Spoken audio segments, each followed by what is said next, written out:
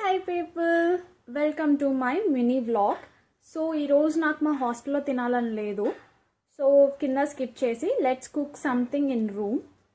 I will go with gongura rice. గోంగూర కడిగి పెట్టుకున్నాం. మా హాస్టల్లో కెటిల్ కూడా అలో లేదు, బట్ మేము రైస్ కుక్కర్ తెచ్చుకున్నాం అనమాట. My warden don't know about this and she is not my subscriber, so she don't get to know about this I think. So తాలింపు పెట్టేశాను. తాలింపు అంతా వేసేసాను, మిర్చి కూడా వేసేసాను. ఇక్కడ గోంగూర వాష్ చేసి కడిగి పెట్టుకున్నాం.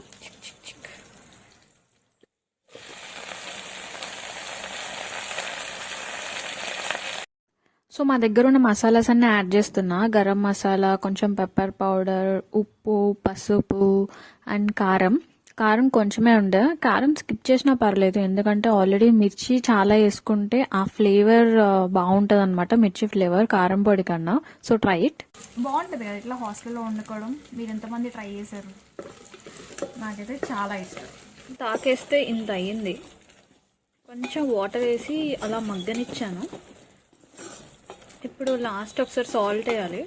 సాల్ట్ వేసి ఎసరు పెట్టేసి రైస్ వేసేసుకోవాలి. ఎసరు వచ్చింది. రైస్ వేసేద్దాం. ఇంకా రైస్ కూడా కడిగి తెచ్చేసుకున్నాను. యాక్చువల్లీ గోంగూర చికెన్ చేద్దాం అనుకున్నా, బట్ నా రూమ్మేట్ తిందు కార్తీక మాసం అని. సో కార్తీక మాసం అయ్యే వరకు రూమ్లో చికెన్ వండట్లేదు.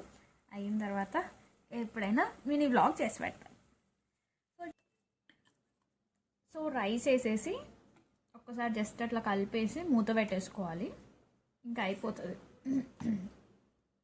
ఒక 10 minutesలో అయిపోతుంది మోస్ట్లీ. మూత పెట్టేద్దాం. ఓకే, మన గోంగూర రైస్ రెడీ అయిపోయింది. అది గైస్ రెడీ టు సీ.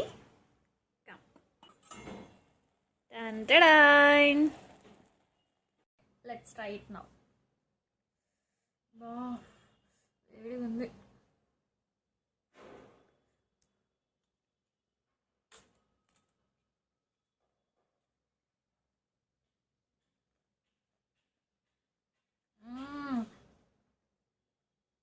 నేను చేసుకున్నాను కాదు, కానీ నిజంగా చాలా బాగుంది. అసలు గోంగూర ఫ్లేవర్ భలే తెలుస్తుంది. I love it. మీరు కూడా మీ హాస్టల్లో వీలైతే ట్రై చేయండి. Okay bye, don't forget to subscribe.